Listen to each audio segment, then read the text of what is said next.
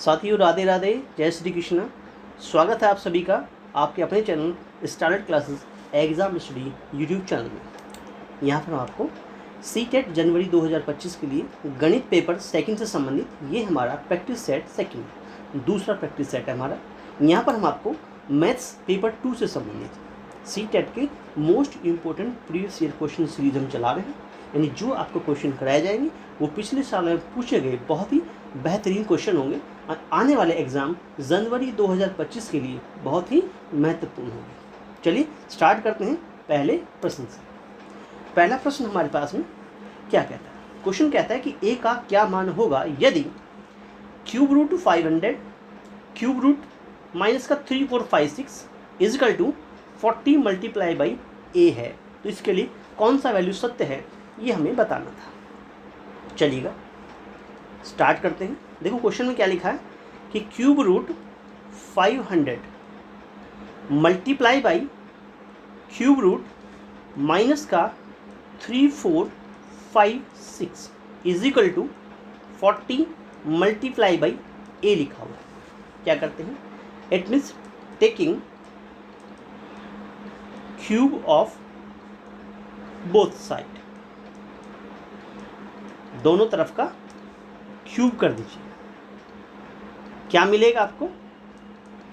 तो क्या करेंगे कि cube root 500 multiply by cube root minus 3456 इसका आप ऐसे क्यूब कर देंगे is equal to 40 multiply by a का भी क्या कर देंगे आप?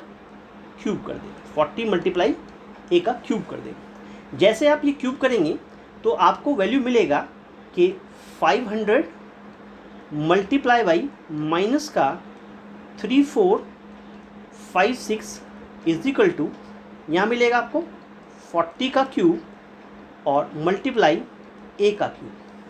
हमें निकालना ए का आंसर, तो ए का cube is equal to 500 multiply minus का 3456 और डिवाइड में 40 मल्टीप्लाई बाई 40 मल्टीप्लाई बाई 40 हो जाएगा। यहाँ से आप ये दोनों जीरो काट सकते हैं। इन दोनों की अगर मल्टीप्लाई कर लें 5 की 3456 के साथ में मल्टीप्लाई कर लेंगे तो माइनस का 17280 आंसर बन जाएगा। नीचे क्या बन गया? 4 4 16 मल्टीप्लाई बाई 40 बन गया। अगर हम 16 से काट लें तो 1080 मिल जाता है, यानी माइनस का 1080 डिवाइड बाई 40 बन जाएगा।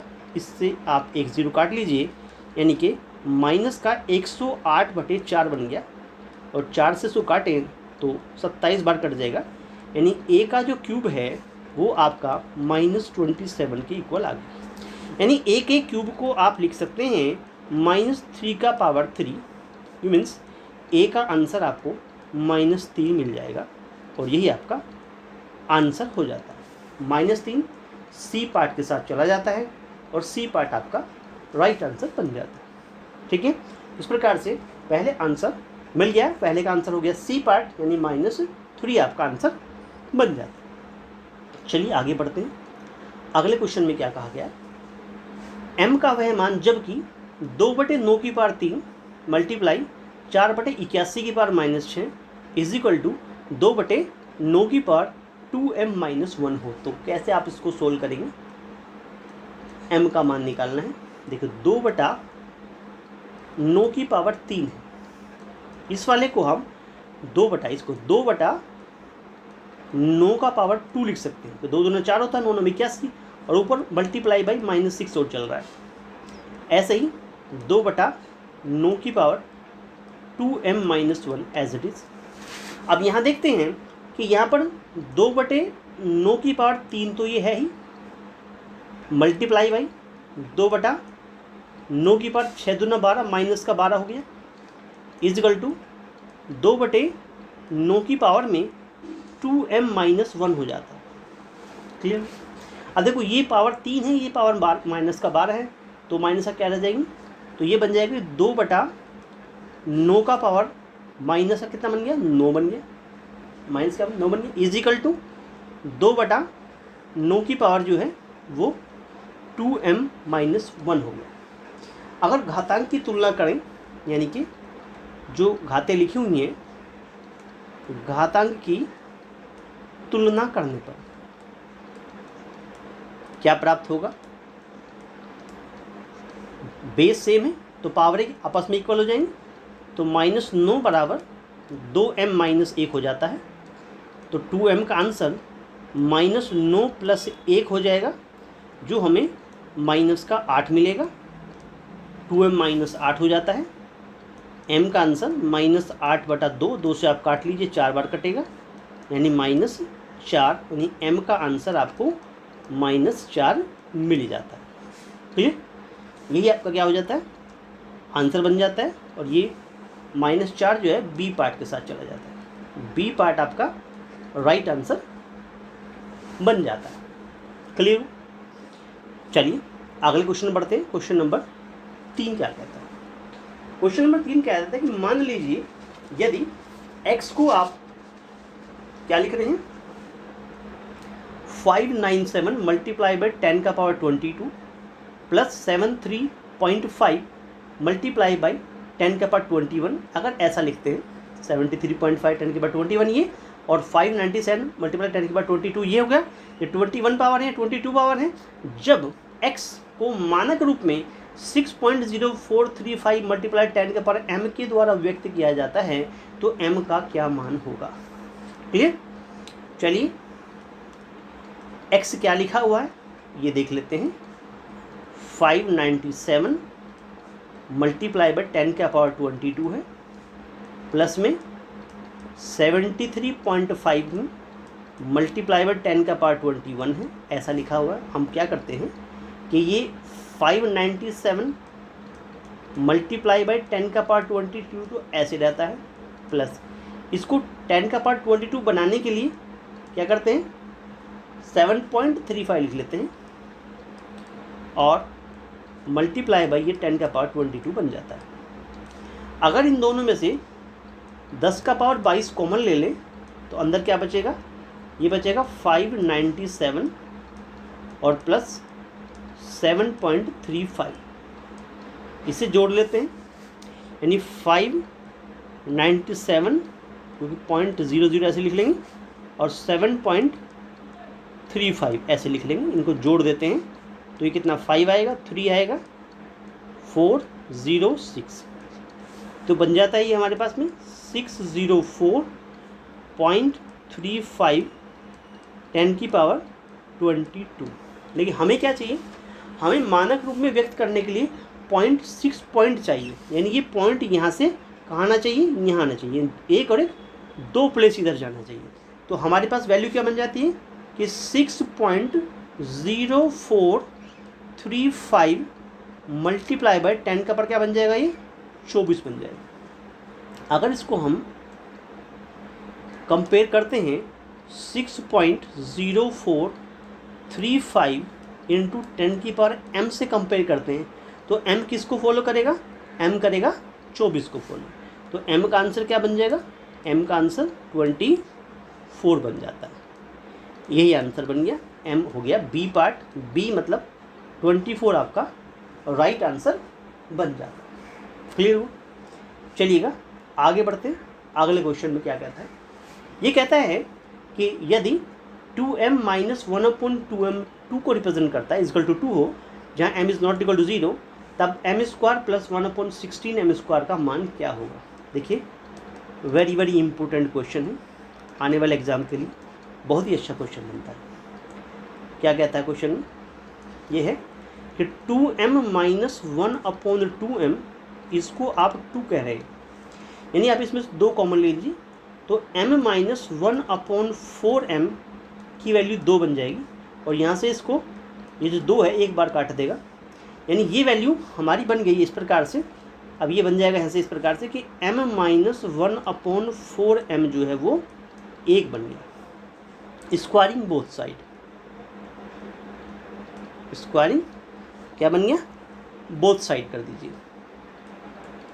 बोथ साइड कर दीजिए, क्या बन गया, वी गेट, क्या प्राप्त होता है। देखिए क्या बनेगा कि m - 1/4m का क्या करेंगे आप, स्क्वायर करेंगे, और इज इक्वल टू ऐसे 1 का स्क्वायर करेंगे। अब यहाँ पर फॉर्मूला लगाएंगे, क्या कि भाई ए माइनस बी का जो स्क्वायर होता है वो क्या होता है, ए का स्क्वायर होता है प्लस बी का स्क्वायर होता है और माइनस 2ab होता है। इस फॉर्मूले का आप यूज कर लेंगे।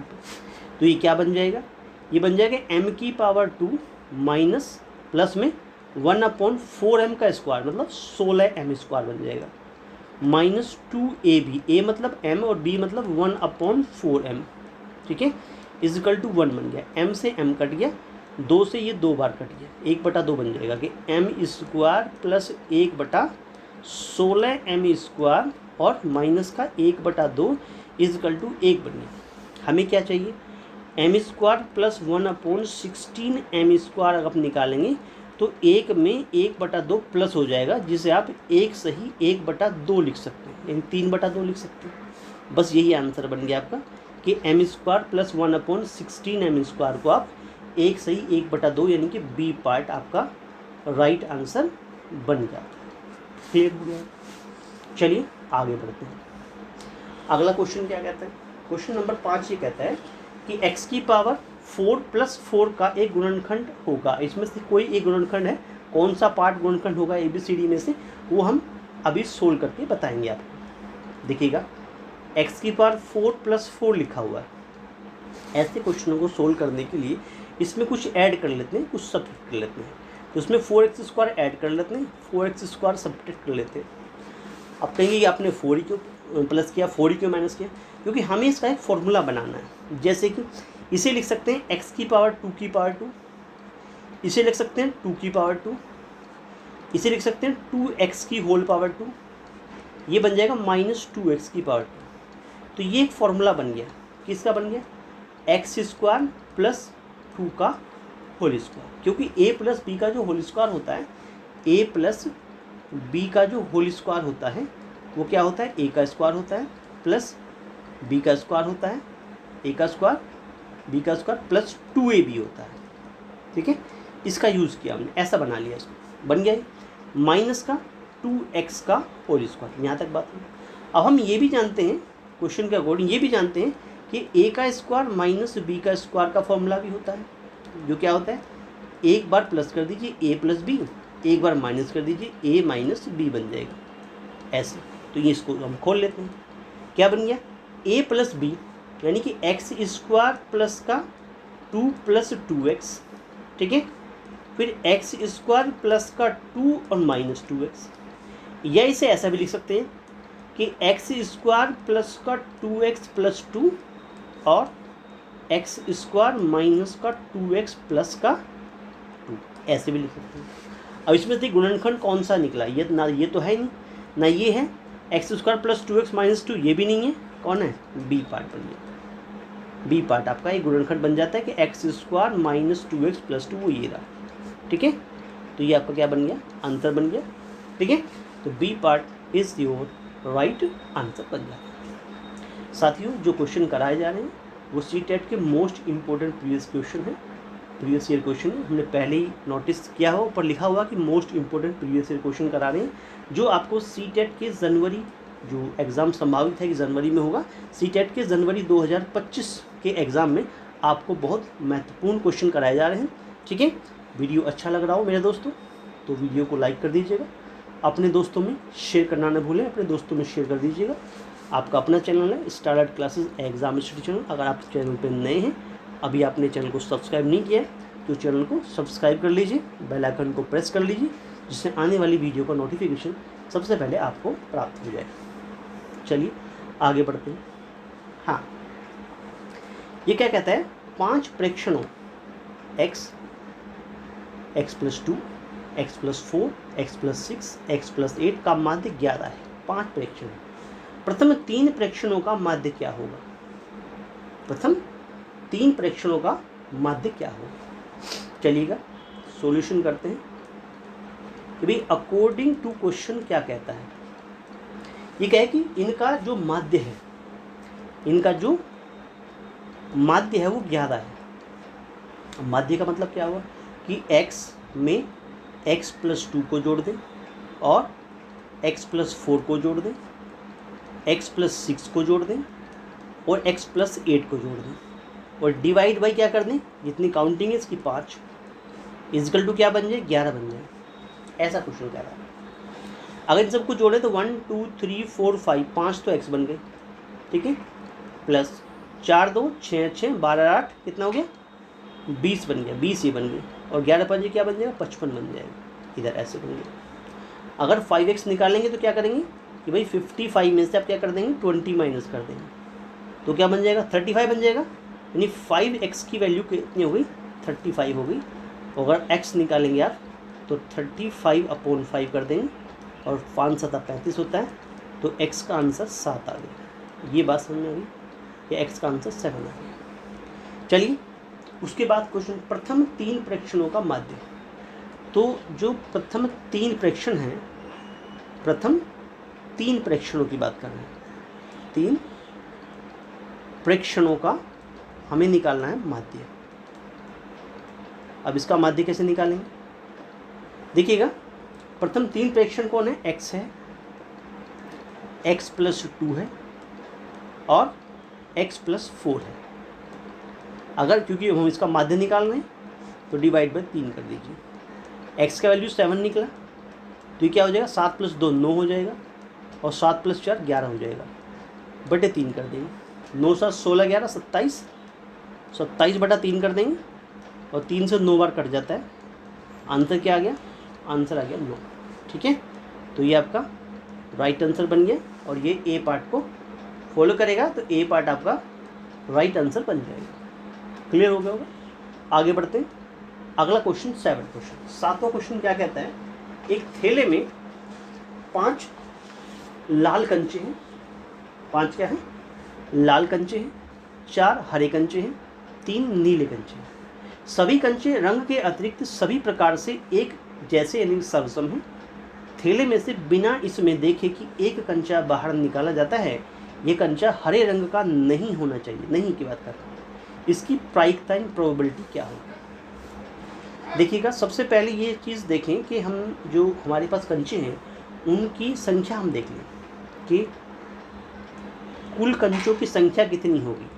कुल कंचों की जो संख्या होगी वो कितनी होगी हमारे पास, तो हम देखते हैं 5 4 और 3 इनको जोड़ लेते हैं तो 5 4 9 3 कितना हो गया 12 हो जाता है।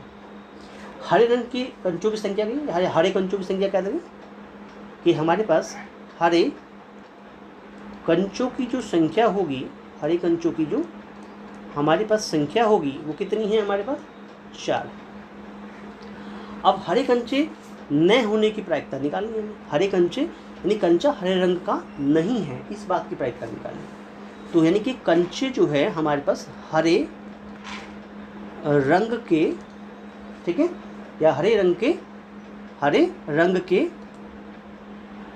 कंचे न होने की प्रायिकता, न होने की जो प्रायिकता होगी वो क्या होगी, वो क्या होगी कि भाई लाल होने की प्रायिकता में नीले होने की प्रायिकता जोड़ दीजिए। यानी कि लाल होने की प्रायिकता, लाल होने की जो प्रायिकता होगी उसमें प्लस कर दीजिए नीले रंग की, यानी नीले होने की प्रायिकता, नीले होने की जो प्रायिकता होगी उसे जोड़ दीजिए। ठीक है, अब इससे पहले आपको हम प्रायिकता के बारे में बताएं तो एक फॉर्मूला हमारे पास होता है। फॉर्मूला होता है कि NCR जो होता है, क्या होता है NCR जो होता है, NCR ये क्या होता है फैक्टोरियल N बटे factorial R into N minus R factorial, ये फॉर्मूला होता है। ठीक है, ये फॉर्मूला होता है। इसी में अगर आपको फॉर्मूले को ये फॉर्मूला और बढ़ाया जाए, इसमें कहा जाए कि NC1 निकालो क्या होगा, तो अगर इसको खोल दें तो फैक्टोरियल N बटे फैक्टोरियल 1 आएगा और साथ में N माइनस 1 फैक्टोरियल आएगा। अगर इसको खोल देते हैं तो N into N minus 1 factorial में खुल जाएगा ये, और नीचे ये N माइनस 1 फैक्टोरियल ये ऐसे होता है, तो इससे ये कट जाता है। तो इसका मतलब NC1 अगर कहीं लिखा हो तो उसका आंसर N ही होता है। ये बात समझ में आ गई होगी आपको। NC1 का मतलब N ही होता है। अब ये क्यों बताया हमने, क्योंकि जब हम यहाँ पर लाल होने की प्रायिकता, लाल रंग के कंचे होने की प्रायिकता और नीले रंग के कंचे होने की प्रायिकता निकालेंगे तो उसमें हम क्या कहेंगे 5C1 प्लस 3C1 और होल में कितना आएगा 12 में से 1, यानी 5 में से 1, 3 में से 1 और 12 में से 1 डिवाइड कर देंगे तो कितना बन जाएगा 5 में से 1 होने की प्रायिकता तो 5 हो गई, 3 में से 1 होने की प्रायिकता 3 हो गई, 12 में से 1 होने की प्रायिकता 12 हो गई। सीधा सीधा आंसर कितना आएगा 8/12। तो 4 दूना 8 होता है और 4 3 12 होता है। आंसर बन गया 2/3। तो 2/3 आपका वो प्रोबेबिलिटी आ गई, प्रोबेबिलिटी ऑफ इवेंट आ गई जो हरे रंग के कंचे न होने की प्रायिकता को समझाती है। 2/3 मतलब डी पार्ट आपका राइट आंसर बन जाता है। क्लियर हो गया? आगे बढ़ते हैं। अगला क्वेश्चन क्या कहता है, ये कहता है यदि AB multiply by BA BCB है इजिकल टू BCB है, जहाँ A B और C केवल एक ही अंक को प्रदर्शित करते हैं, जहाँ A बराबर not equal to B not equal to C, A is not equal to B, B is not equal to C है, तो A plus B plus C का मान बताइए। संख्याओं का खेल है, ठीक है, तो संख्याओं को ही हम संख्याओं के अकॉर्डिंग बता देते हैं। मान लेते हैं कि भाई A को 2 से रिप्रेजेंट किया जाता है, B को 3 से, C को 4 से। सारे बराबर तो नहीं, 2 3 4, 2 अलग है 3 अलग है 4 अलग, यानी सिर्फ की वैल्यू बराबर नहीं है। अगर हम ये कहें कि AB multiply by BA is equal to BCB हो तो इसको प्रूव कर लेते हैं। यदि ऐसा है तो मतलब ये बात प्रूव होनी चाहिए। A का मतलब है 2, 2 में 3 का मल्टीप्लाई किया, फिर 3 में 2 का मल्टीप्लाई किया, फिर यहाँ B का मतलब है 3 मल्टीप्लाई बाई 4 मल्टीप्लाई बाई 3। अब देखो 3 दूना 6 और 6, तो 6 मल्टीप्लाई बाई 6 इजकल टू कितना हो गया 3 दूनी 3 3 9 चौक 36। तो ठीक है 36 बराबर 36 आ गया। ये बात फुलफिल हो गई कि भाई हमने जो वैल्यू ली थी वो हमारी बिल्कुल ठीक है। हमने ABC को 2 3 4 लिया है तो हमारी कंडीशन को फुलफिल करता है। अगर ऐसा करता है तो इसे क्या लिख सकते हैं, जैसे यहाँ लिखा है AB मल्टीप्लाई बाई BA लिखा हुआ है, उधर लिखा हुआ है BCB।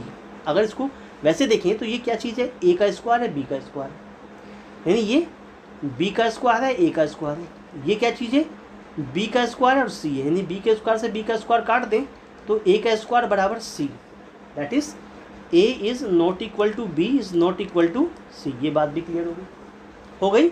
इसका मतलब क्या होगा देयरफॉर, तो A plus B plus C क्या होना चाहिए, A लिया है 2, B लिया है 3 और C लिया है 4। 2 कंडीशन दे रखी है, ये वाली और एक ये वाली, दोनों कंडीशन हमारी A B C की दी गई वैल्यू से फुलफिल हो जाती हैं। तो इसका मतलब A plus B plus C कितना होना चाहिए, 2 3 5 4 9 होना चाहिए। तो निकल गया आंसर कि A plus B plus C की वैल्यू 9 बन जाएगी। दी गई कंडीशन फुलफिल कर दी हमारी ली गई वैल्यू से, हमारा आंसर 9 निकल के आ गया। 9 आपका राइट आंसर बन गया, that is 9 is your right answer. Clear हो गया? आगे बढ़ते हैं। 10वां क्वेश्चन क्या कहता है, ये कहता है क्वेश्चन हमारे पास में कि यदि हमारे पास में x y और z क्रम से किसी बहुफलक के फलक शीर्ष और किनारों की संख्या को प्रदर्शित करते हैं तो इसमें से कौन सा कथन सत्य है। अच्छा, कौन सा कथन सत्य है ये हमसे पूछा गया। देखो हमारे पास में ये कहता है कि जो फेस है जिसको F से रिप्रेजेंट करते हैं, ठीक है, जो हमारा फलक कह रहा है, जिसको फलक कह रहा है वो x है। जो वर्टिसिस है जिसको V से रिप्रेजेंट करते हैं उसे y बता रहा है, यानी शीर्ष को y बता रहा है। और जो हमारी एज होते हैं जिसको E से रिप्रेजेंट करते हैं, जिसको किनारे बोल रहा है, ठीक है, उसे Z से रिप्रेजेंट करना है। यूलर का फॉर्मूला क्या होता है, यूलर का जो रूल होता है, यूलर का जो सूत्र होता है हमारे पास में वो क्या होता है, वो ये होता है कि F में V जोड़ दें और E घटा दें तो 2 के बराबर आना चाहिए। F plus V minus E बराबर 2, इन फलकों और शीर्षों का प्लस में से किनारों की संख्या घटा दें तो वो 2 के इक्वल होनी चाहिए। इस प्रकार से F क्या है, x है, प्लस v क्या है y है, माइनस e क्या है z है, बराबर x plus Y minus z बराबर 2। तो इसका मतलब ये हुआ कि अगर हम यहाँ से देखें x में -2 कर दें तो z में से -y कर लेते हैं जी। इसको तो इधर ले आओ, x में से -2 कर दो तो ये z उधर जाएगा, y माइनस का हो जाएगा। पहले में आंसर बन गया, पहले आंसर हो गया, ए पार्ट ही आंसर बन गया। क्योंकि अगर हम b को लेते हैं y -2 करते हैं तो z प्लस x कभी नहीं होगा, x प्लस 2 करते हैं x प्लस 2 तो बनता ही नहीं, z -2 करते हैं z -2 बनेगा नहीं। That is a part is your right answer बन जाता है, a part is your right answer बन जाएगा। 9 क्वेश्चन कंप्लीट हो गया। चलिए आगे बढ़ते हैं। अगला क्वेश्चन क्या कहता है, ये कहता है कि रवि ने 2 वस्तुएं प्रत्येक को ₹1500 में खरीदा है। उसने एक वस्तु को 6% लाभ प्रॉफिट परसेंटेज दिया हुआ है, दूसरी को 4% हानि लॉस परसेंटेज पर बेच दिया, सेल कर दिया। इस पूरे सौदे में उसका लाभ या हानि प्रतिशत क्या होगा? ठीक है, देखो सॉल्यूशन करने से पहले हम आपको पहले फॉर्मूले बताते हैं कि जब हम किसी का प्रॉफिट परसेंटेज निकालते हैं, क्या निकालते हैं? Profit percentage. तो फॉर्मूला क्या होता है? क्या तो आपको प्रॉफिट हुआ, ठीक है, किस कॉस्ट प्राइस पे हुआ, इंटू 100 कर देते हैं।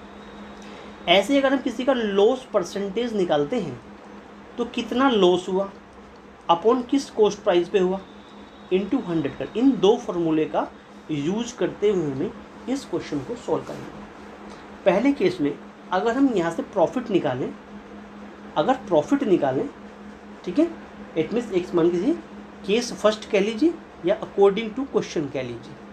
पहले क्वेश्चन क्या कहता है कि कॉस्ट प्राइस तो कितना है, 1500 रुपये पहले केस में। उसके बाद में जो प्रॉफिट परसेंटेज है, profit percentage not for profit, percentage है कितना, 6% है।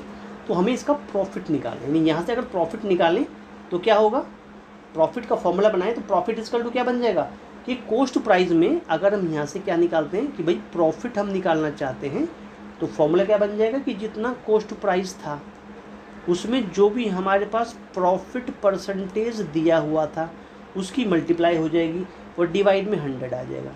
कॉस्ट प्राइस था 1500 रुपये, ठीक है, में 6% की मल्टीप्लाई हो गई और डिवाइड बाई 100 कर दिया। इन दोनों से 0 0 कर दी, 1500 का 90 होता है, 90 रुपये आ गया। पहले के लिए लाभ आ गया 90 रुपये, यानी पहला जो लाभ आ गया, प्रॉफिट आ गया, कितना आ गया, जो प्रॉफिट निकल के आ गया वो आ गया 90 रुपये। ये बात समझ में?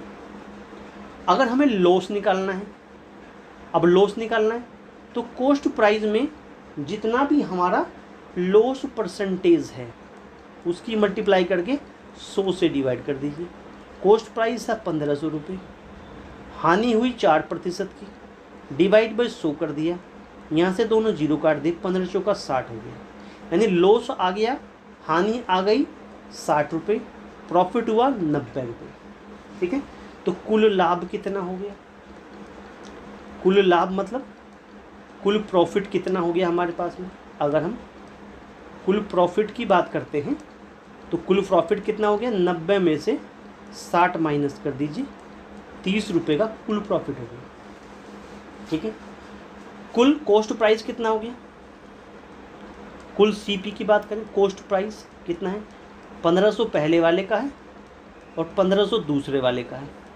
केस में कितना बन गया, कुल कॉस्ट प्राइस 3000 रुपये, एक पे तो प्रॉफिट हुआ एक पे लॉस हुआ, टोटल कॉस्ट प्राइस 3000 रुपये।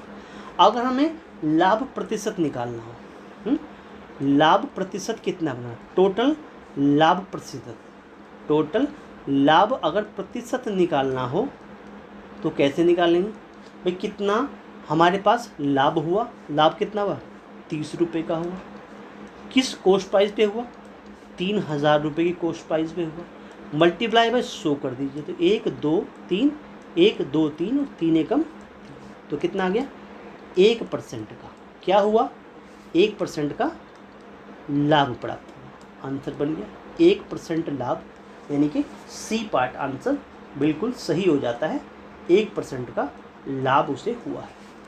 ठीक है साथियों, वीडियो अच्छा लग रहा हो तो वीडियो को लाइक ज़रूर कर दीजिएगा, अपने दोस्तों में शेयर करना ना भूलें, अपने दोस्तों को शेयर करें। अगर आप चैनल पर नए हैं, अभी तक आपने चैनल को सब्सक्राइब नहीं किया है तो चैनल को सब्सक्राइब कर लीजिए। आपका अपना चैनल है starlight classes exam study YouTube channel है, इसे आप सब्सक्राइब कर लीजिए। ठीक है, बेल आइकन को प्रेस कर लीजिए। यहाँ पर आपको सी-टेट यूपी-टेट से संबंधित जो मैथ्स से संबंधित वीडियो है, ठीक है, वो इन मैथ्स से संबंधित जो भी हमारे पास क्वेश्चन बेहतरीन बन सकते हैं वो हम यहाँ पर करा रहे हैं। ठीक है, जिससे पहले वीडियो भी जो भी वीडियो चैनल पे पड़ी हुई हैं वो सब अभी मैथ्स से संबंधित है, 1-2 साइंस या सीडीपी संबंधित होंगी, लेकिन यहाँ पर मैथ्स से संबंधित बहुत ज़्यादा वीडियो आपको हमने डाली हुई हैं। तो मैथ्स की तैयारी के लिए आप starlight classes exam study YouTube channel को सब्सक्राइब कर लीजिएगा। ठीक है, आने वाली वीडियो के लिए।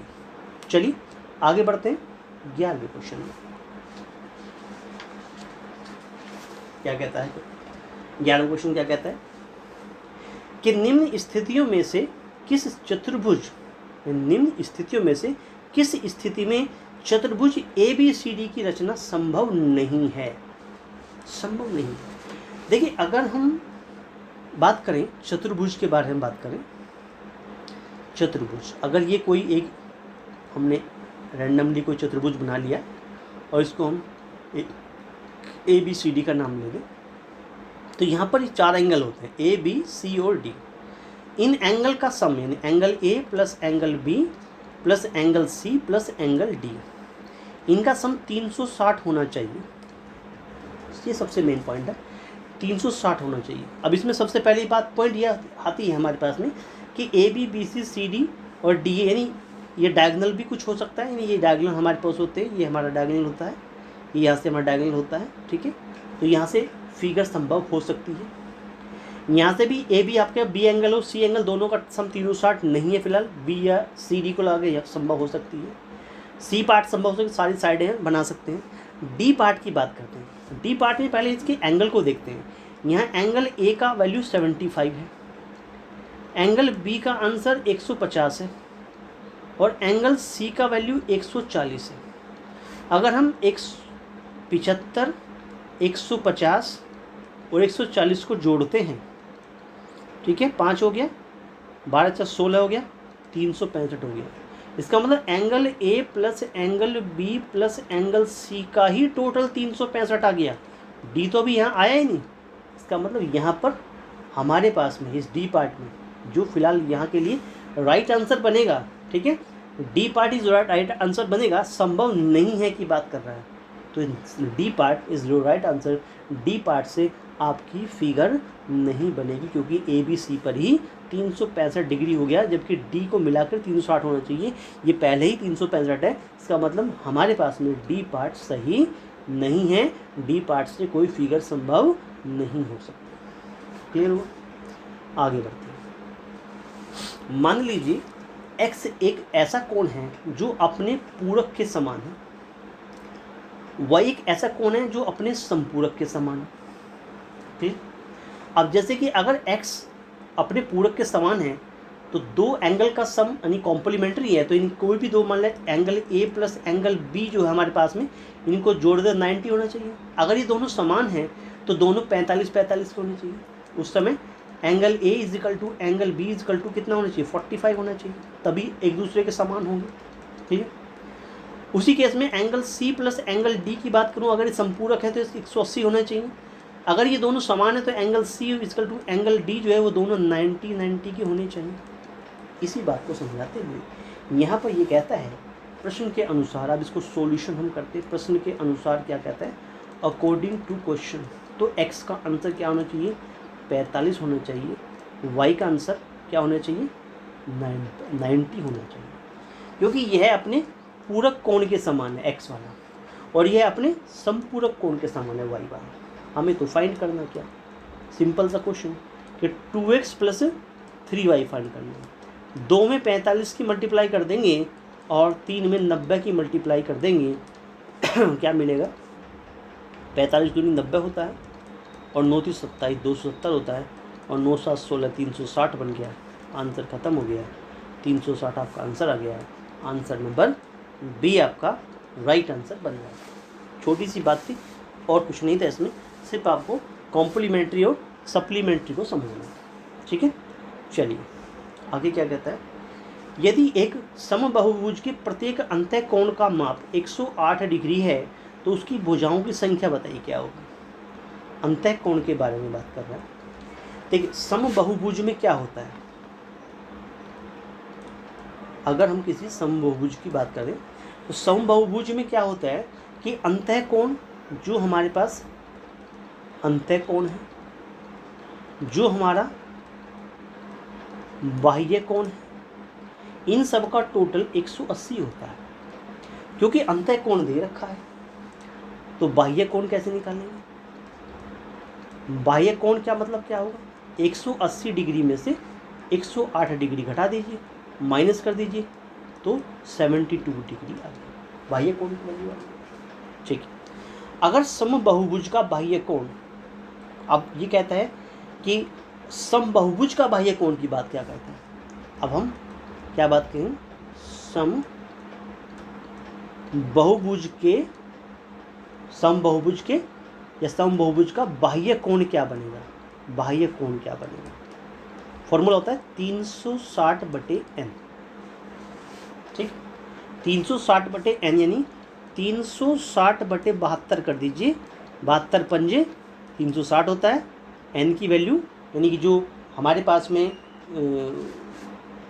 जो बाह्य कोण हमारे पास में है वो कितना बन जाएगा, 360/72, मतलब ये इधर जाएगा, n की वैल्यू निकाल दें। इसको ऐसे लिख लीजिएगा, इससे बेटर इसको एक बार ऐसे बता दें कि इसको आप ऐसे लिख लीजिएगा इस प्रकार से कि n = क्या बनेगा। n = से ज़्यादा समझ में आएगा कि n = बन जाएगा 360 क्या बन जाएगा, बाह्य कोण, ऐसे लिखें। ठीक है, तो 360 बाह्य कोण क्या निकल के आया, 72 का निकल के आया। तो n की भुजाओं की संख्या निकालने हैं तो 72 5 जा बन गया ये, तो n का आंसर आ गया 5। तो उस समय समबाहुभुज की भुजाओं की संख्या 5 होगी। ठीक है, तो उस समय n की वैल्यू क्या निकल गई, 5 निकल गई। ए पार्ट आपका राइट आंसर बन जाता है। क्लियर हो गया। चलिए आगे बढ़ते हैं, अगला क्वेश्चन क्या कहते हैं। अगले क्वेश्चन में कहा गया है कि ABCD एक चतुर्भुज है जिसमें ABCD क्या है, एक चतुर्भुज है। अब ABCD एक चतुर्भुज है जिसमें हमारे पास में एक डायगोनल दिखा रखा है, यानी कि ये BD जो है डायगोनल है और वो 40 सेंटीमीटर का है। सम्मुख शीर्षों से BD पर खींचे गए लंबों की लंबाइयाँ, यानी ये परपेंडिकुलर है यहाँ पर आपस में, ये यहाँ 90 डिग्री बना हुआ, यानी ये 90 डिग्री बना हुआ और यहाँ भी ये 90 डिग्री बना हुआ। परपेंडिकुलर है ये वाला 16 और ये 12। ठीक है, इस चतुर्भुज का क्षेत्रफल बताइए वर्ग सेंटीमीटर में क्या होगा। चतुर्भुज का क्षेत्रफल वर्ग सेंटीमीटर में क्या होगा। तो चतुर्भुज ABCD का क्षेत्रफल कैसे निकालें। चतुर्भुज ABCD का, जो चतुर्भुज ABCD का अगर क्षेत्रफल निकालें तो सबसे पहले हम ट्राइंगल की ओर ध्यान देंगे। ट्राइंगल ABD का क्षेत्रफल में अगर हम जोड़ दें ट्राइंगल BCD का क्षेत्रफल, ठीक है, ये रहा ABD ये वाला, ये रहा BCD। तो मैं बेस दोनों में 40 है, हाइट दोनों की अलग अलग है। तो फॉर्मूला होता है ट्राइंगल का क्षेत्रफल का 1/2 बेस इंटू हाइट होता है। 1/2 बेस कितना हो गया 40, हाइट कितनी होगी 16। यहाँ पर 1/2 बेस कितना होगा, यहाँ भी 40, हाइट कितनी होगी 12। ठीक है, हाइट 12 होगी। अच्छा, इन दोनों में से क्या कर दें, इसको 20 बार काट देगा, ये इसको भी 20 बार काट देगा। तो क्या बच गया कि 20 × 16 प्लस 20 × 12, यानी 20 कॉमन ले लिया तो 16 + 12, 16 12 कितना हो गया 28। तो 20 × 28 कर दिया, 28 2 56 होता है। 560 सेंटीमीटर स्क्वायर हमारा आंसर बन जाता है। ठीक है, तो ये चला गया सी पार्ट के साथ में। 560 सेंटीमीटर स्क्वायर आपका चतुर्भुज का क्षेत्रफल हो जाएगा। साथियों, वीडियो अच्छा लग रहा हो तो वीडियो को लाइक कर दीजिएगा, अपने दोस्तों में शेयर करना ना भूलें। अगर आप चैनल पर नए हैं, आपने चैनल को सब्सक्राइब नहीं किया अभी तक, तो चैनल को सब्सक्राइब कर दीजिए और बेल आइकन को प्रेस कर लीजिए जिससे आने वाली वीडियो का नोटिफिकेशन सबसे पहले आपको प्राप्त हो जाए। चलिए आगे बढ़ते हैं। 15 क्वेश्चन, 15 क्वेश्चन क्या कहता है, बहुत ही अच्छा क्वेश्चन अपने आप में। ये कहते हैं कागज़ की 2 शीटें ली गई हैं जिसका माप जो है 22 सेंटीमीटर बाई 28 सेंटीमीटर लंबाई चौड़ाई के हिसाब से कहा है। प्रत्येक सीट से एक बेलन बनाना है और बनाए गए बेलन की ऊंचाई क्रमशः एक बार 22 सेंटीमीटर है, दूसरे जब बेलन बनाएंगे तो उसकी ऊंचाई 28 सेंटीमीटर। कागज़ एक बार 2 तरह से कागज़ को आप खड़ा करेंगे। एक बार जब हमारी हाइट 22 सेंटीमीटर होगी, जब दूसरी बार जब हाइट 28 सेंटीमीटर होगी, तो उससे जो हमारे बेलन का आयतन बनेगा उसमें अंतर क्या होगा ये बताना। चलिए सॉल्यूशन करते हैं। पहला ये केस समझ लेते हैं कि अगर हम ये कह रहे हैं हमारे पास में कि हमारे पास जो बेलन है वो कुछ इस प्रकार से है। जो बेलन बनेगा, ये कागज़ है हमारे पास में। पहले केस में बेलन की हाइट यानी जो H1 हम कह रहे हैं उस समय 22 है, तो ये जो एरिया है ऊपर वाला ये 28 सेंटीमीटर, यानी जब गोला बनेगा इस प्रकार से तो ये परिधि में चला जाएगा, यानी ये जो है परिधि में चला गया। तो रेडियस जो बनेगी, मान लेते हैं यहाँ से जो रेडियस बनेगी वो R1 बनती है हमारी, मान R1 रेडियस बनती है। तो कैसे बनेगी, तो ऊंचाई होगी H1 यानी 22 सेंटीमीटर हो गई, ठीक है। और जो परिधि होती है बेलन की जो परिधि होती है हमारे पास में, बेलन की जो परिधि होगी, ठीक है, इसके ऊपर गोले की परिधि जो है वो कितनी होती है हमारे पास में 2 पाई R होती है। R फॉर R1, वो क्या होगी 28 होगी।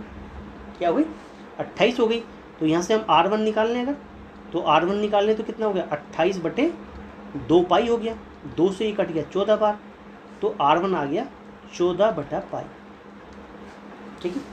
पहला रेडियस जो बन गया वो 14 पाई बन गया। चलिए 14 पाई बन गया, ठीक है। उस केस में अब दूसरे केस में हमारे पास में इसका हम क्या निकाल लें, दूसरे केस में दूसरी शीट क्या बनती है। ऐसे अगर इसको हम क्या करते हैं, इसी केस को, इसमें अब की बार हम ये जो वैल्यू है हमारे पास में इसको आप ऐसा बना लें कि या इसको वॉल्यूम में रिप्रेजेंट करें तो क्या बनेगा, देखो बेलन का आयतन क्या बनेगा, बेलन का जो आयतन बनेगा वो होगा पाई R1 स्क्वायर H1, ये बन जाएगा। यानी कि पाई के साथ में 14 पाई का स्क्वायर कर देंगे और H1 मतलब 22 की मल्टीप्लाई, इतने सेंटीमीटर क्यूब। ये पहले ही नहीं इसको V1 मान लिया पहले केस में, पहला वॉल्यूम बन गया पहले केस में। अब दूसरे केस में क्या कहता है कि अब हमारे पास दूसरा केस क्या बन गया कि ये हमारे पास फिगर कुछ ऐसी बन गई, फिगर ऐसी बन गई कि हमारे पास में जो बेलन बनेगा, ठीक है, उसका जो ये वाला हिस्सा होगा, ऊपर वाला हिस्सा होगा, अब की बार ये बदल जाएगा। ये कितना हो जाएगा 22 सेंटीमीटर होगा, और जो हाइट हो जाएगी हमारी H2 जिसको हम कह रहे हैं, H2 जो कह रहे हैं वो 28 सेंटीमीटर हो जाती है केस नंबर 2 में। यानी यहाँ से बनने वाली रेडियस क्या होगी R2 होती है, ठीक है। तो उस समय जो बेलन की परिधि होगी, जो केस नंबर 2 यानी बेलन की जो परिधि होगी अब्जा, वो क्या बन जाएगी 2 पाई R2 बन जाएगी, और ये वैल्यू किसके 22 के इक्वल आ जाएगी। आ गई। तो R2 निकालेंगे तो कितना बन जाएगा 22/2 पाई बन जाएगा, और यहाँ से इसको 11 बार काट देंगे तो ये 11/पाई बन जाएगा, ये R2 बन गया। अब इसका बेलन का अगर हम क्या निकालने लगे, बेलन का आयतन निकालने लगे, जिसको हम V2 कह सकते हैं, तो क्या बन जाएगा पाई R2 स्क्वायर H2 बन जाएगा। यानी ये वैल्यू बन गई कि पाई R2 से मतलब 11/पाई का स्क्वायर बन गया, ठीक है, और इंटू H2 से मतलब 28 बन गया, इतने सेंटीमीटर क्यूब बन गया। इसको अंतर चाहिए, इसको V1 माइनस V2 चाहिए। क्या चाहिए इसको V1 माइनस V2 चाहिए। अब V1 माइनस V2 से मतलब क्या हुआ कि अगर हम इसको थोड़ा सा सोल्व कर लेते, ठीक है, इसको V1 माइनस V2 चाहिए। अगर यहाँ से इसको V1 को हम सोल्व कर लेते हैं तो देखो ये क्या है कि पाई है, ये कितना है 14 गुना 14 बन जाएगा, 14 इंटू 14 बन जाएगा, नीचे पाई मल्टीप्लाई बाई पाई बन जाएगा, और इंटू 22 है, तो एक पाई से एक पाई कट जाएगा, एक पाई से एक पाई आपका कट जाएगा। तो ये हमारे पास कुछ ऐसा बनेगा, 1 पाई से जब 1 पाई कट जाएगा, और अगर पाई को हम लिख लें, पाई की वैल्यू भी 22/7 होती है हमारे पास में। पाई की वैल्यू कितनी होती है? 22/7 होती है। तो ये कितना हो जाएगा भाई? 14 मल्टीप्लाई बाई 14 तो यहाँ है ही। अब क्योंकि ये 22/7 हो जाएगी ऐसे, तो ये ऊपर पहुँच जाएगा इस प्रकार से, 22/7 और 7/22 के रूप में लिखी जाएगी। ठीक है, तो ये कुछ ऐसा बन जाएगा हमारे पास में। ठीक है, इतने centimetre cube as it is बनेगा। तो V1 माइनस V2 हमें निकालना है, या तो साथ साथ लिख लीजिए इसको, या इस प्रकार से भी लिख सकते जैसे हमने लिखा। ठीक है, तो मेन पॉइंट है कि हमारे पास में वैल्यू जो बनानी है कितनी बन रही है हमारे पास? पहली तो ये बन गई, दूसरी हमारे पास में ये 22 है, 28 नहीं 22 है, सॉरी 22 है हमारे। तो 22 से 22 कट भी जाएगा यहाँ पे, तो ये कुछ ऐसा बन जाएगा कि 14 मल्टीप्लाई बाई 14 मल्टीप्लाई बाई 7 इतने सेंटीमीटर क्यूब। ठीक है, ये 28 में 22 था। ठीक है, तो यहाँ से बन गया ये। अच्छा, इसको भी अगर आप सोल्व कर लें थोड़ा सा यहाँ से भी, तो ये क्या बन सकता है? देखो ये तो पाई है ही, ये कितना बनेगा? 11 मल्टीप्लाई बाई 11 और मल्टीप्लाई यहाँ से पाई बनेगा, फिर यहाँ से पाई बनेगा, पाई से पाई कट जाएगा और ये थोड़ा 28 बन जाएगा। सोल्यूशन करना, कुछ नहीं करना। ये वैल्यू क्या बन जाएगी? देखो ये 11 मल्टीप्लाई बाई 11 तो है ही, ये यहाँ 22/7 बनेगी, 7 और ये 28 ऊपर लिखा हुआ है ये। ठीक है, तो 11 से ये 2 बार काट देगा और 2 इसको 14 बार काट देगा। तो ये कुछ ऐसा आएगा 11 मल्टीप्लाई बाई 7 मल्टीप्लाई बाई 14। ठीक है, इतने सेंटीमीटर क्यूब ये आ गया। अब हमें इसको यहाँ रखना है, कहाँ रखना है? V1 माइनस V2 में रखना है। तो क्या बनेगा V1 माइनस V2? V1 से मतलब हो गया 14 मल्टीप्लाई बाई 14 मल्टीप्लाई बाई 7। ठीक है, ये तो V1 बन गया, माइनस V2 क्या बन गया? 11 मल्टीप्लाई बाई 7 मल्टीप्लाई बाई 14, ये V2 बन गया। अब इन दोनों में से 14 गुना 7 14 गुना 7 दोनों में से कॉमन है, तो 14 गुना 7 गुना 14 तो यहाँ से कॉमन आ गया, क्या बचा? 14 माइनस का 11 बचा। ठीक है, ये बात समझा? ये इतना पार्ट अलग है, ये इतना पार्ट ये अलग है जो हम फाइंड करना चाह रहे हैं। ठीक है, इसको ऐसे कर लेते हैं। ठीक, अच्छा, इजिकल टू, तो 7 गुना 14 और मल्टीप्लाई बाई 3, तो 7 या 21 मल्टीप्लाई बाई कितना हो गया? 14 हो गया। 21 में 14 की मल्टीप्लाई कर देंगे तो 294 आ गया। 294 सेंटीमीटर क्यूब आंसर बन गया। ये हमारा राइट आंसर हो जाता है। 294 चला गया डी पार्ट के साथ में, और डी बन गया आपका राइट आंसर। यानी कि वॉल्यूम में नहीं, इसके जो आयतनों का अंतर था वो आपका 294 सेंटीमीटर क्यूब निकल के आ गया। क्लियर हो गया? चलिए आगे बढ़ते हैं।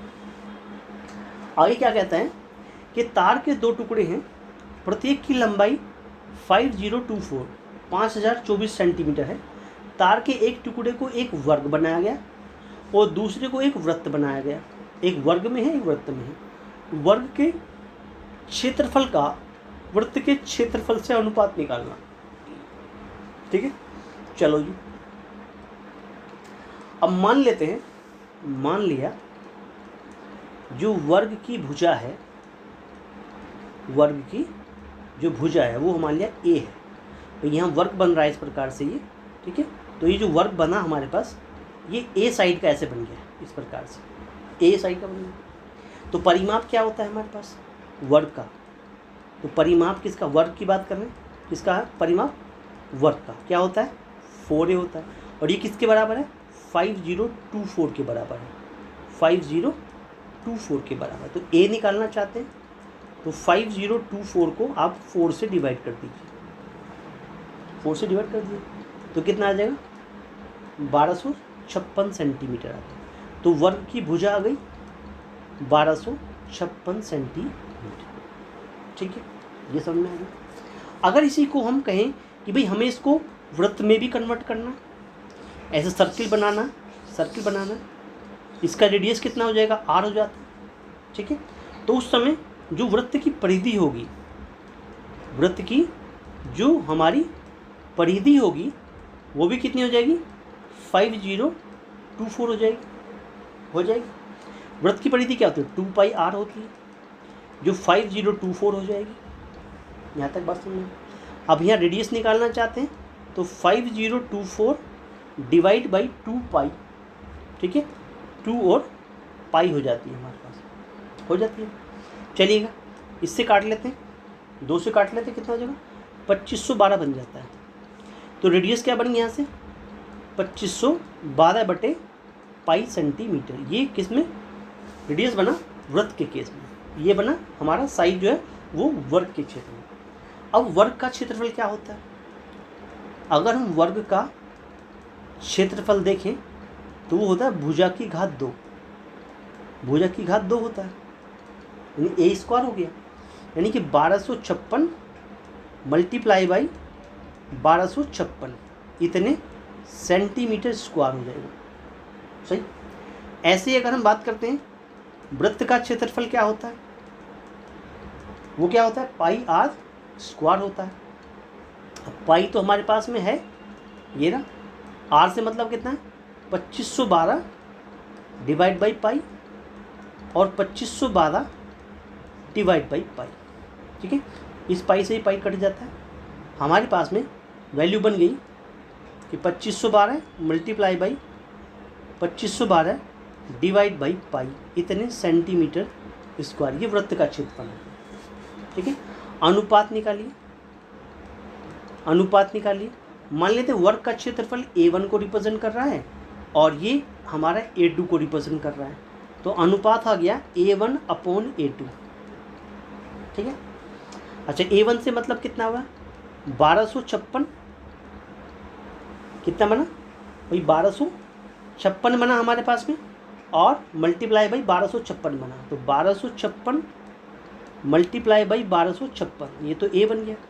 अपॉन में कितना बना, ये हमारे पास में पॉइंट दिखा रखा है 2512 और मल्टीप्लाई बाई 2512 और डिवाइड बाई जो पाई है वो ऊपर चला जाएगा। देखो 1256 2512 को 2 बार काट देगा, ये भी इसको कितना काटेगा 2 बार काटेगा, तो ये क्या बन जाएगा पाई बटे 2 दूना 4 आता है।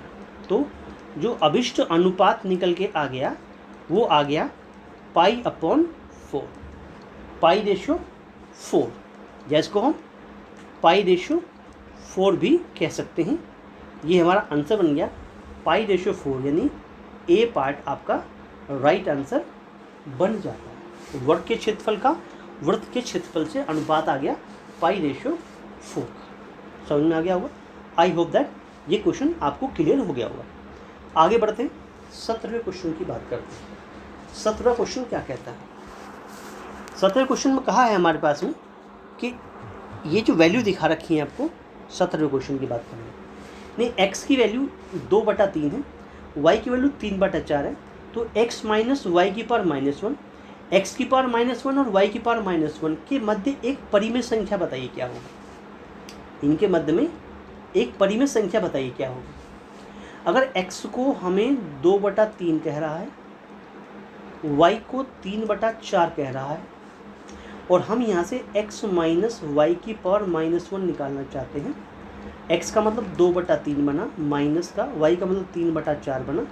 इसका आप एलसीएम लेते हैं, एलसीएम आपका कितना आता है 12 आता है, कितना 8 - 9 हो जाएगा। इसकी पावर कितना -1 चल रही है, ये -1 चल रही है यहाँ पर। ठीक है, अच्छा तो ये कितना बन गया माइनस का 1/12 की पावर -1 बन गई। ठीक है, आंसर सीधा सीधा -12 ही आ गया। ये बात यहाँ पर आई।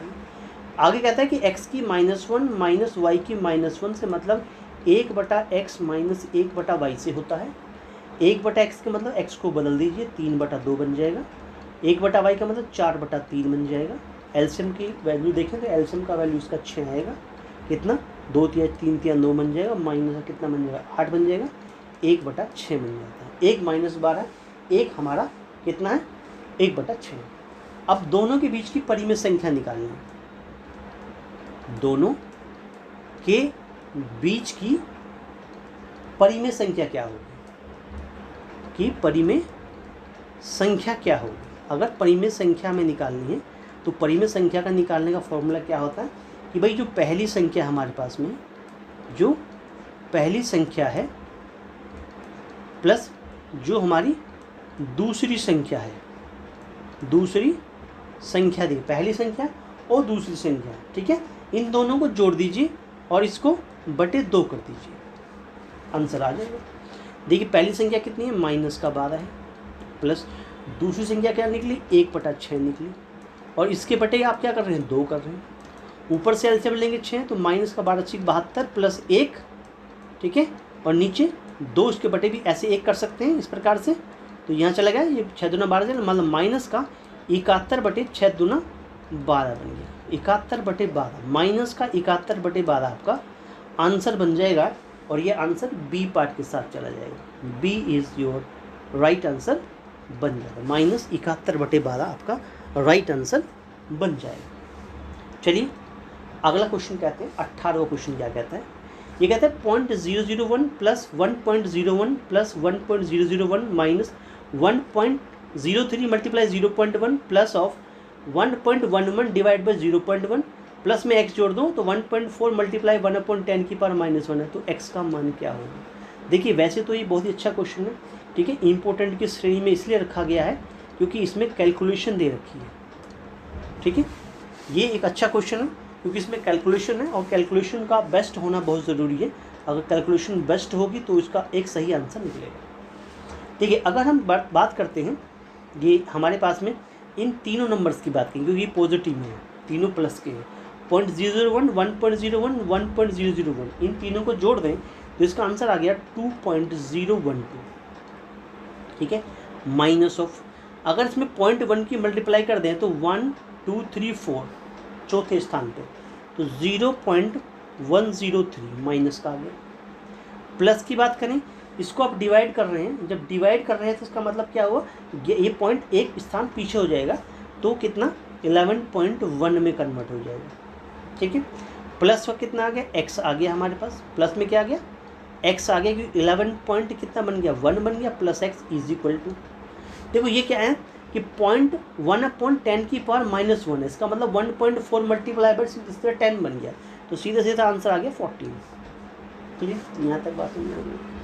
ये प्लस का है, ये भी प्लस का है, इन दोनों को जोड़ दीजिए 11 12 13, ठीक है। तो कितना बन गया 13.112, तो ये बन गया -0.103, ठीक है।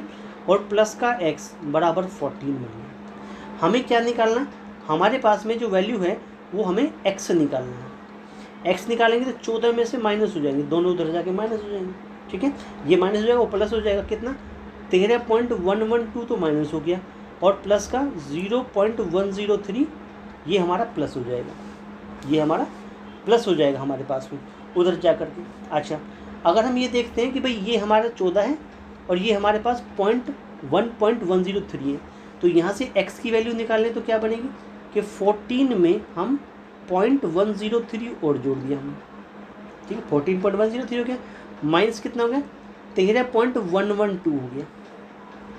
अब ये मेरे पास में कितना 14.103 है और ये हमारे पास में 13.112 है, माइनस कर रहे हैं तो कितना हो गया, एक तो ये बच गया, यहाँ बचा कितना 10 में से 1 गया, फिर 9 आ गया, ठीक है। यहाँ भी 10 हुई, 10 में से 1 गया, ये 9 आ गया, 0.0, तो x का आंसर कितना आ गया 0.991 आ गया आपका आंसर, ठीक है। 0.991 आ गया, जो 0.991 क्या है, पहला पार्ट बन गया 0.991, आंसर राइट हो गया आपका। It means A part is your right answer बन जाता है, ए पार्ट आपका सही आंसर बन जाता है। 19वें क्वेश्चन में चलते हैं। ये क्या कहता है, यदि 3 of 5x - 7 - 4 of 8x - 13 is equal to 2 9x - 11 - 17 है, तो 7x - 5 और 11x - 9 का मान बताइए क्या होगा। कैलकुलेशन है आपको करनी है मल्टीप्लाई से, जैसे 5 का इसमें करेंगे तो 5 कितना बन जाएगा 15x बन जाएगा, -7 तो 21 बन जाएगा, -4 32 बन जाएगा, x में -13 चौका 52 जो प्लस में बन जाएगा। यहाँ तक माइनस का प्लस में 15x -21 बन गया, -32 बन गया, प्लस 52 इज इक्वल टू में कितना आ गया 18 बन गया, 2 नंबर 18x बन गया, ठीक है। और 11 दूना 22 बन गया और माइनस का 17 हो गया। यहाँ तक बात समझ में। देखो यहाँ 15 यहाँ पर है, 32 यहाँ पर है, हमारे पास में कितना बन गया माइनस के रहेगा 17x, ये 52 है, ये हमारे 21 है, 52 21 प्लस के रह गए 31 इज इक्वल टू क्या बन गया 18x तो चल ही रहा है, ठीक है। माइनस कितना हो गया 7 और 2 9 और 2 और 1 3 39, इसको इधर ले आइए, उसको उधर ले जाइए, जुड़ जाएंगे, 18 17 कितने 35 हो जाएंगे, 35x बन जाएंगे, 31 में 39 जोड़ देंगे जा करके तो 70 बन जाएंगे, ठीक है। x का आंसर 70/35 दैट इज 35 दूना, x का आंसर आ गया 2, समझ क्लियर। फाइंड क्या करना है जी, फाइंड करना है 7x minus 5 upon 11x minus का 9।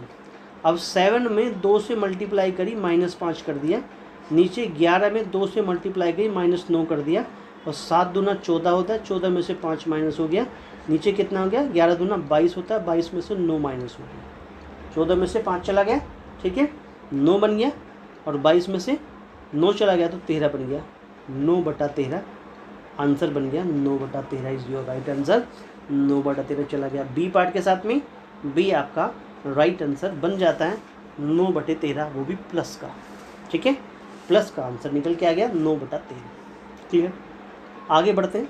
क्वेश्चन क्या कहता है कि √1058 में √648/x कर दें, 18 के बराबर हो तो x का मान बताइए क्या होगा, x का मान बताइए जी क्या होगा। अच्छा देखिए हमारे पास में ये जो दिखा रखा है इस प्रकार के √ऑफ कितना 1058 मल्टीप्लाई √648, ठीक है अपॉन ऑफ कितना x है इज इक्वल टू 18 है, तो उसे क्या कर दी स्क्वायरिंग बोथ साइड कर दीजिए, दोनों ओर का वर्ग करने का, ठीक है दोनों पक्ष का वर्ग करेंगे तो क्या हो जाएगा, ये रूट हट जाएगा, 1058 रह गया मल्टीप्लाई 648 रह गया, ठीक है नीचे क्या हो गया x स्क्वायर बन गया, इधर क्या हो गया 18 मल्टीप्लाई बाई 18 ऐसे बन गया, यहाँ तक बात समझ में। अच्छा हमें तो क्या करना है, अगर हम इसकी क्रॉस मल्टीप्लाई करें तो ये इसके साथ चला जाएगा, यानी कि हमारे पास ऐसा बन जाएगा कि 18 मल्टीप्लाई बाई 18 मल्टीप्लाई बाई क्या बन जाएगा x स्क्वायर बन जाएगा is equal to 1058 multiply by क्या बन जाएगा 648 बन जाएगा ऐसे, यानी हमें तो x स्क्वायर निकालना है, क्या बन रहा है यहाँ पे 1058 इज दी मल्टीप्लाई में 648 और डिवाइड में कितना बन रहा 18 मल्टीप्लाई बाई 18 बन गया, ठीक है यानी यहाँ आपको इसको काटना है, 18 से अगर काट लें 648 को तो 18 54 और 18 6 कट गया, 18 दूना 36 होता है, 2 बार कट गया, यानी 1058 मल्टीप्लाई बाई 2 आ गया, और ये x स्क्वायर के बराबर आ रहा है, किसके आ रहा है x स्क्वायर के बराबर आ रहा है, इसकी मल्टीप्लाई कर दें तो 2116 हो जाएगा, x का आंसर निकालें तो √2116 हो जाएगा, और 2116 जो अंडर रूट होता है वो 46 का होता है, ठीक है 46 का था, 46 गुना 46 बराबर 2116 होता है, ठीक है तो x का आंसर बन गया 46 बन गया डी पार्ट के साथ में, डी बन गया आपका राइट आंसर। समझ में आ गया होगा। क्वेश्चन नंबर 20 ऐसा था, CTET के एग्ज़ाम में पूछा गया क्वेश्चन, सभी क्वेश्चन मोस्ट इंपॉर्टेंट क्वेश्चन है जो CTET के एग्ज़ाम में पूछे गए हैं, ठीक है आगे बढ़ते हैं। अगला क्वेश्चन क्या कहता है, ये कहता है कि 3 मल्टीप्लाई बाय 10 की पावर 5, 4 मल्टीप्लाई 10 की पावर 3, 7 मल्टीप्लाई बाय 10 की पावर 2 प्लस 5 किसके बराबर होगा। कैलकुलेशन पर्पज़ था, क्वेश्चन कैलकुलेशन पर्पज़ में आया हुआ है CTET के मैथ्स पेपर 2 में। 3 के आगे आपको 5 जीरो लगानी है, 3 के आगे 5 जीरो लगानी है, यानी 3 के आगे 1 2 3 4 5, अब 4 के आगे 3 जीरो लगानी है, 4 के आगे 1 2 3 जीरो लगानी है, 7 के आगे 2 जीरो लगानी, 7 के आगे 2 जीरो लगानी, और इसमें 5 जोड़ देना था, बस इतना क्वेश्चन था।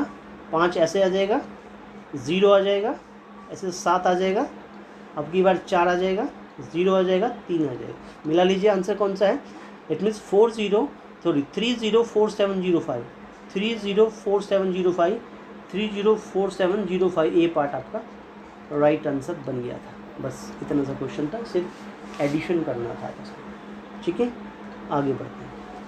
क्वेश्चन क्या कहता है हमारे पास में, संख्याओं 5.02, 5.18, 5.12, 5.007 और 5.018 के माध्य और माध्यिका का योगफल निकालना है।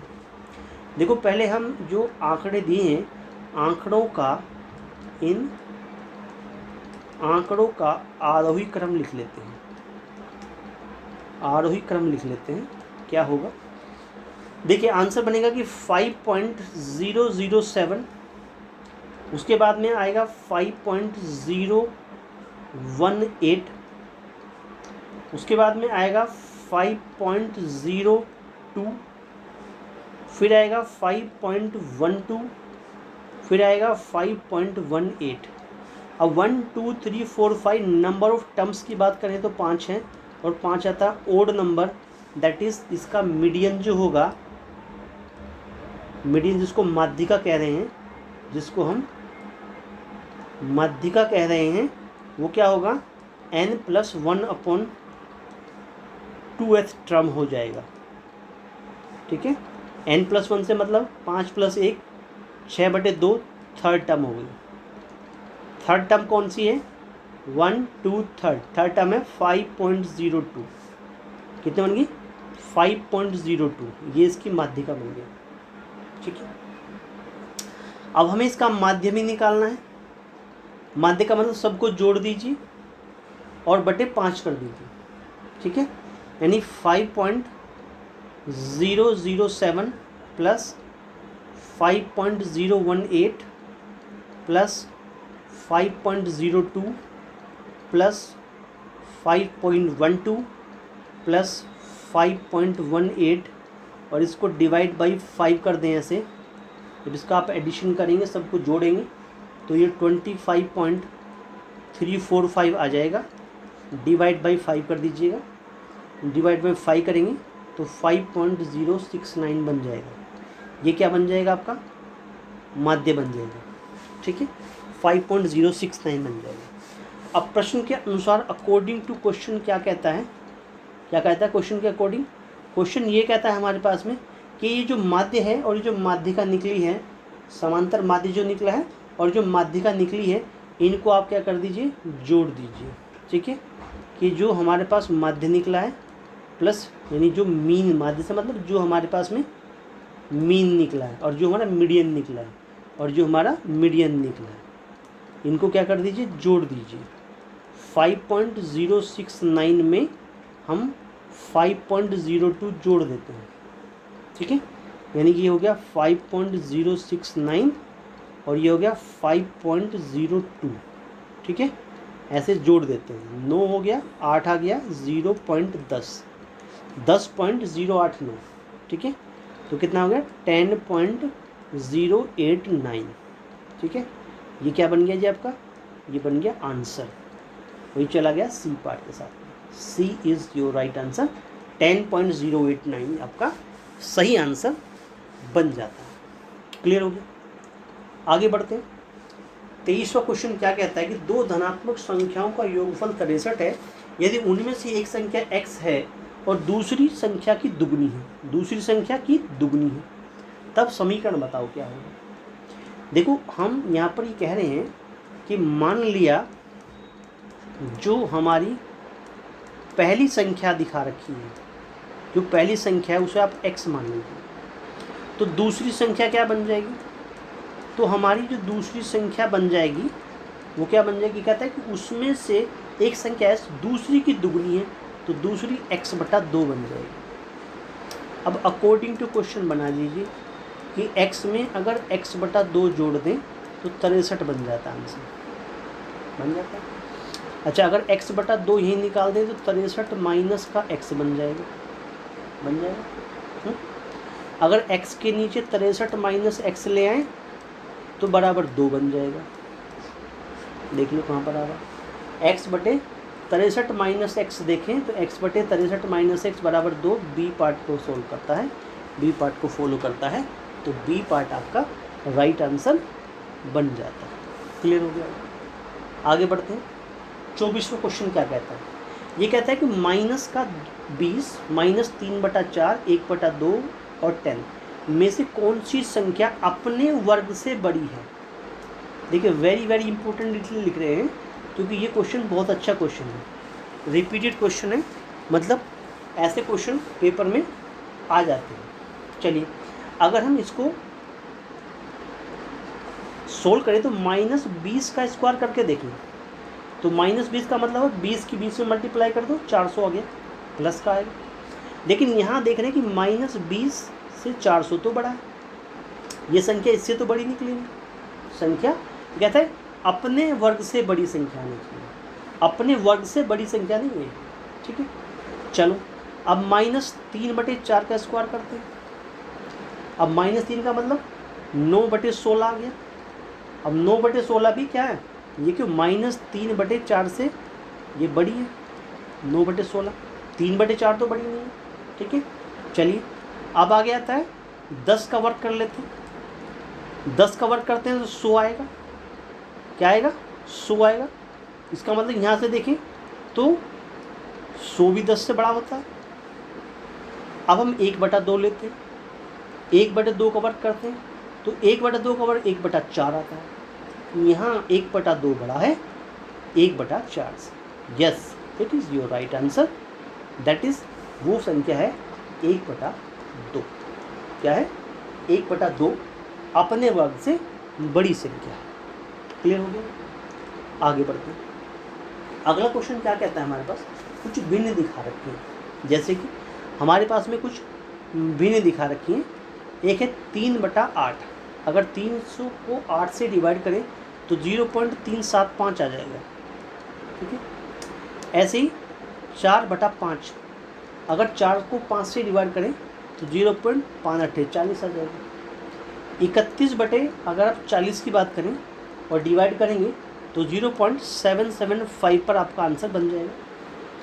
ऐसे ही 9/20 की बात करें तो 9/20 का मतलब 0.45 बन जाएगा। ऐसे ही 7/10 की बात करें तो 0.7 बन जाएगा। इसे क्या चाहिए? कौन सी भिन्न 1/2 से बड़ी और 3/4 से छोटी है? तो ऐसी भिन्न जो 1/2 से तो बड़ी हो, वो जो भिन्न यहाँ पर आएगी वो 1/2 से बड़ी हो और 3/4 से छोटी हो। इसका मतलब ये बना कि वो भिन्न क्या होनी चाहिए? 0.5 से बड़ी होनी चाहिए और 0.75 से छोटी होनी चाहिए। ऐसा कौन सा केस है? 0.5 से तो बड़ी हो, 0.5 ये भी नहीं होगी, 0.5 से बड़ी, 0.5 से बड़ी ये वाली होगी 0.7। ये बनी किससे? तो भिन्न कौन सी हो गई? भिन्न होगी 7/10। कौन होगी? 7/10। आंसर बन गया 7/10। वो भिन्न है जो हमारे पास में 1/2 से बड़ी है और 3/4 से छोटी है। तो बी पार्ट चला गया राइट आंसर के साथ में। B is your right answer बन जाता है। अगला क्वेश्चन क्या कहता है? इसको कराने से पहले ही इसको हम मोस्ट इम्पोर्टेंट लिख रहे हैं भाई। क्यों लिख रहे हैं? क्योंकि ये आने वाले एग्ज़ाम के लिए अच्छा क्वेश्चन हो सकता है। देख क्या कहता है? a का क्यूब 1 + 7 है, 3 का क्यूब 1 + 7 + b है, 4 का क्यूब 1 + 7 + c है। तो a + b + c क्या होगा? देखिएगा, जैसे क्वेश्चन का प्रारूप ही है कि मोस्ट इम्पोर्टेंट प्रीवियस क्वेश्चन। इसको मोस्ट इम्पोर्टेंट इसलिए लिखा कि आने वाले एग्ज़ाम के लिए बहुत ज़्यादा इट मीन्स इम्पोर्टेंट है। यानी इस तरह के क्वेश्चन एग्ज़ाम में बहुत बार आए हुए। देखिए क्या कहता है कि a का क्यूब अगर 1 + 7 है तो a का क्यूब का मतलब 8 हो जाएगा। तो a का मतलब क्यूब रूट 8 हो जाएगा। तो a का आंसर 2 हो जाएगा। ये बात समझ में? उसके बाद चलो, अगर 3 का क्यूब = 1 + 7 + b होता है, 3 × 9 = 27 होता है, = 8 + b होता है। b का आंसर निकालेंगे 27 - 8 कर देंगे तो b का आंसर निकल के आ जाएगा 19। ये बात समझ में? आगे बढ़ते हैं। अगर 4 का क्यूब = 1 + 7 + c होता है तो 4 × 16 = 64 = 8 + c हो जाता है। अगर आप c निकालेंगे तो 64 में से 8 माइनस करना पड़ेगा तो c का आंसर 56 आ जाएगा। यहाँ तक बात सुनिए। हमें जो फाइंड करना है, हमें क्या फाइंड करना है? हमें फाइंड करना है a + b + c फाइंड करना है। a का आंसर 2 आ चुका है, b का आंसर 19 आ चुका है, c का आंसर 56 आ चुका है। 19 और 20 21 हो गया। 21 में 56 हमने जोड़ दिया, हाँ? आंसर 77 बन गया। यही आपका आंसर है। मिला लेंगे तो ए पार्ट पे राइट आंसर दे देगा। क्लियर हो गया? चलिए 26वां क्वेश्चन कंप्लीट हो जाता है। आगे बढ़ते हैं 27वें क्वेश्चन की ओर बढ़ते हैं। 27वां क्वेश्चन क्या कहता है अपने आप में? देखिएगा, अच्छा क्वेश्चन है कि दी गई आकृति ABCD एक त्रिभुज है। ABD की माप क्या होगी? ABD इस एंगल को पूछ रहा है, क्या होगा? ठीक है। ये एंगल 62 दिखा रखा है, इसको 119 कहता है और इस एंगल को 18 डिग्री का कहा है। देखिए हम सबसे पहले अगर हम बात करते हैं बाई लीनियर पेयर की बात कर लेते हैं, बाई लीनियर पेयर की बात कर देते हैं। तो ये एंगल, ये इस एंगल को मान लेते हैं हम एक्स एंगल है ये। तो एंगल एक्स प्लस 119 डिग्री मिलके 180 बनाएगा। तो एंगल एक्स की वैल्यू 180 माइनस 119 डिग्री हो जाएगा, ठीक है, जिसका आंसर 61 डिग्री मिलेगा, ठीक है। ये एंगल एक्स हो जाता है। इसे हम वाई मान लेते हैं, बाद में इसका नाम ए बी डी रख देंगे। तो इन ट्राइंगल ऑफ किसमें ये कितना निकल के आ गया, 61 डिग्री का निकल के आ गया। In triangle of A B D की बात करें तो क्या हो जाएगा कि angle X plus angle Y plus कितना 62 डिग्री मिलके 180 डिग्री बनाता है। एक्स की वैल्यू 61 है, वाई की वैल्यू निकालनी है। तो कितना हो गया हमारे पास में कि 180 में से क्या हो गया 61 माइनस 62 माइनस हो जाएगा, ठीक। ए डी बी हमारे पास में, ठीक है। अच्छा ये कितना बन गया जी, 180 माइनस कर दें तो 123 बन गया। एंगल वाई का मतलब कितना, 180 में से 123 अगर घटाएंगे तो 57 डिग्री निकल के आ जाएगा। एंगल वाई को ही एंगल ए बी डी कहा गया है, that is 57 degree is your right answer बन जाता है। दैट इज़ आंसर बन गया 57, C part is your right answer बन जाता है। मेरे प्यारे दोस्तों, अगर वीडियो अच्छा लगा हो, अभी तक जो क्वेश्चन पढ़ाए हैं आपको अच्छे लगे हों तो वीडियो को लाइक ज़रूर कर दीजिएगा। अपने दोस्तों में ज़्यादा दोस्तों को शेयर कीजिए, जो भी आपके दोस्त हैं, भाई बहन जो भी हैं, उनको ज़्यादा दोस्तों को शेयर कीजिएगा। आपका अपना चैनल, जिन मेरे दोस्त ने, भाई ने अभी तक चैनल को सब्सक्राइब नहीं किया है, बहन ने जिसने सब्सक्राइब नहीं किया है, वो इस चैनल को सब्सक्राइब कर लें, ठीक है। बेल आइकन को प्रेस कर लें, जिससे आने वाली वीडियो का नोटिफिकेशन सबसे पहले आपको प्राप्त हो सके। चलिए आगे बढ़ते हैं।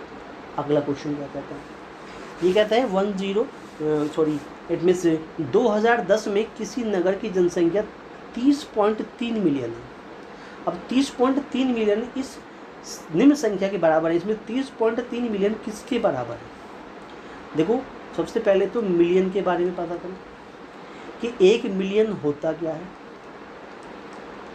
अगर 1 मिलियन का पता है, मिलियन का मतलब क्या होता है, 10 लाख होता है, 10 लाख होता है, ठीक है। इसका मतलब 10 की पावर 6 को रिप्रेजेंट कर रहा है। 10 के आगे 10 की पावर 6 हो गया। इट मीन्स 1 के आगे 1 2 3 4 5 और 6, 3 और 3 6, 0 बन गई। 1 2 3 4 5 6, ठीक है, बन गई। इसी प्रकार से अगर 30.3 मिलियन की बात करें, 30.3 मिलियन की बात करें तो 30.3 मिलियन में हम 1 2 3 4 5 6 ऐसे 6 जीरो लगा देंगे। अब ये जो पॉइंट है ये एक ज़ीरो काट देगा, तो क्या बन जाएगा, 303 के आगे 1 2 3 4 5 जीरो आ जाएंगे। देखो 303 के आगे 1 2 3 4 5, that's your right answer is D is your right answer. D आपका सही आंसर हो जाता है। 303 के आगे 50 बन गई, that is your right answer. बहुत अच्छा क्वेश्चन था अपने आप में। चलिए 29वें क्वेश्चन की बात करते हैं। 29वां क्वेश्चन बहुत ही अच्छा क्वेश्चन है। ये क्या कहता है कि triangle P Q are, question का सेंस समझिएगा। ट्राइंगल पी क्यू आर और ट्राइंगल टी क्यू आर का एक ही आधार क्यू आर है तथा क्यू आर की एक ही ओर बने हुए हैं, ठीक है। चलिएगा, जहाँ पी क्यू जो है, ये जो साइड पी क्यू है, ये टी आर के बराबर है, इसके बराबर है। बहुत बढ़िया। जो पी आर को हमारे पास पी आर ये वाली साइड है, जो टी क्यू के बराबर है, ये जो टी क्यू, ये कॉमन बेस है।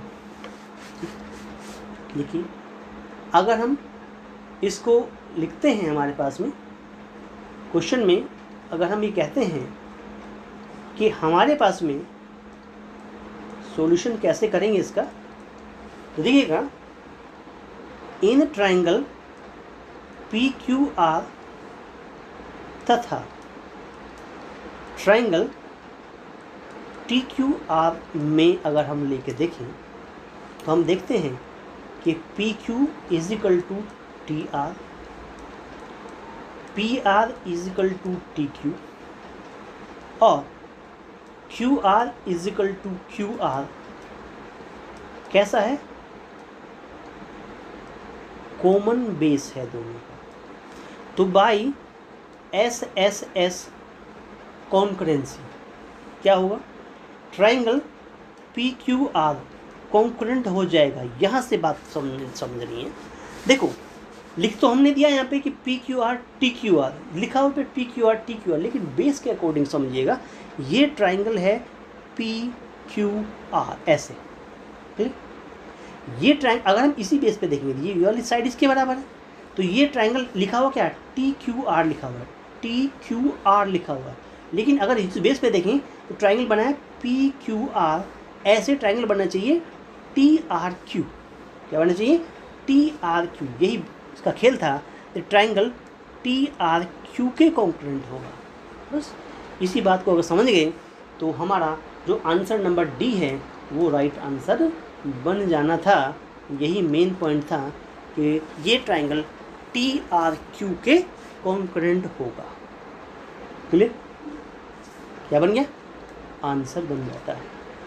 क्लियर हो दोस्तों, मेरे प्यारे साथियों, वीडियो अच्छा लग रहा हो तो वीडियो को लाइक कर दीजिएगा, अपने दोस्तों में शेयर करना ना भूलें। मेरे बहन भाइयों, जो भी आपके दोस्त हैं उनको ज़्यादा से ज़्यादा शेयर कीजिएगा। आपका अपना चैनल है starlight classes exam study YouTube channel है। चैनल को जिस मेरे भाई ने बहन ने अभी तक सब्सक्राइब नहीं किया है वो चैनल को सब्सक्राइब कर लीजिए, बेल आइकन को प्रेस कर लीजिए, जिससे आने वाली वीडियो का notification maths paper CTET maths paper 2 का आपको सबसे पहले प्राप्त हो सके। चलिए आगे बढ़ते हैं, अगला क्वेश्चन क्या कहते हैं। आकृति में सममित रेखाओं की संख्या बताइए। अब देखो आकृति कैसी है, कितना है, 1 2 3 4 5 6, यानी अगर हम इसको इससे मिला दें, ऐसे एक ऐसे मिला दे तो 2, ऐसे मिला दे तो 3, ठीक है।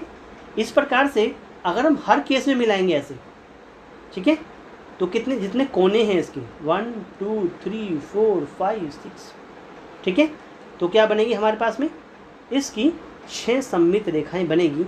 जो यहाँ पर हम देख भी रहे होंगे कि कोने तो हमने मिला ही दिए, कोने के बाद में हर केस में जैसे यहाँ से हम इसको भी मिलाएंगे, ठीक है, यहाँ से हम ऐसे इसको भी मिलाएंगे, ठीक है, यहाँ से हम ऐसे इसको भी मिलाएंगे।